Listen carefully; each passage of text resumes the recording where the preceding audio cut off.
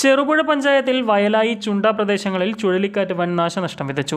ഉച്ചയ്ക്ക് 1 മണിയോടെ വീശിയടിച്ച കാറ്റിൽ കാറും ബൈക്കും ഉൾപ്പെടെ 3 വാഹനങ്ങൾ തകർന്നു. വയലായി ബസ് സ്റ്റോപ്പിന് മുകളിലേക്ക് മരം വീണ് ബസ് സ്റ്റോപ്പ് പൂർണ്ണമായും തകർന്നു. 2 പേർക്ക് പരിക്കേറ്റു. ശക്തമായ മഴയെ തുടർന്ന് സ്റ്റോപ്പിൽ കയറി നിന്ന ബൈക്ക് യാത്രികർക്കാണ് പരിക്കേറ്റത്. ഇവർ സഞ്ചരിച്ച ബൈക്കിനും കേടുപാടുകൾ സംഭവിച്ചു.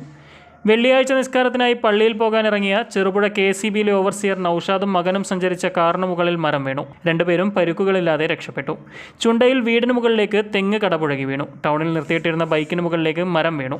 വയലായിലെ ഷാജു മുല്ലക്കരയുടെ കോഴി ഫാം കാറ്റിൽ തകർന്നു. പ്രദേശത്ത് നിരവധി തെങ്ങ്, കവുങ്ങ്, റബ്ബർ, പ്ലാവ് തുടങ്ങിയ മരങ്ങളും കാർഷിക വിളകളും കാറ്റ് നശിപ്പിച്ചു. പലയിടങ്ങളിലും റോഡിൽ മരം വീണ് ഗതാഗതം തടസ്സപ്പെട്ടു. പിന്നീട് ഫയർഫോഴ്സും നാട്ടുകാരും KCB ജീവനക്കാരും ചേർന്ന് മരങ്ങൾ മുറിച്ചു മാറ്റി ഗതാഗതം പുനഃസ്ഥാപിക്കുകയായിരുന്നു. വില്ലേജ് അധികൃതർ സ്ഥലത്തെത്തി സ്ഥിതിഗതികൾ വിലയിരുത്തി. 1 മണി സമയത്ത് ശക്തിയായ മഴ വന്നു. അതിന് കാറ്റ് ചുഴലിക്കാറ്റ് പോലെ എടുത്ത് പിന്നെ ഇവിടെ കിടന്ന് ചെരുപ്പുകൾ കുട എല്ലാം അപ്പുറത്ത് പിന്നെ കൊണ്ടുപോയി കൂട്ടി കിടന്ന് കിളി വരെ എഴുതണം കിളി വരെ പറഞ്ഞു കാറ്റെടുത്തിട്ട് കിടയുടെ മുകളിലോട്ട് തെങ്ങ് വീണു. ശബ്ദം കേൾക്കാൻ ഭയങ്കര സൗണ്ട്. ജനലിനുള്ളിൽ കൂടെ എല്ലാം വെള്ളം, ജനലിൻ്റെ ഗ്ലാസ് തകരാൻ തന്നെ വെള്ളം ഉള്ളിൽ കയറി കപ്പിക്കോറിൻ്റെ കണക്കിന് വെള്ളം പറിക്കുക. എല്ലാ ഗ്ലാസ്സിൽ കൂടെ വെള്ളം കയറി ഗ്ലാസ് തകർന്നു.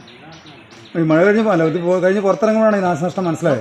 ഇത്ര വെളിയിൽ നിന്ന് കാണാമായിരുന്നു. ഇപ്പം ജനലിൽ കൂടെ നോക്കുമ്പോൾ പുറത്ത് ഇങ്ങനെ റബ്ബറെല്ലാം വെളിയിൽ നിന്ന് കാണാമായിരുന്നു.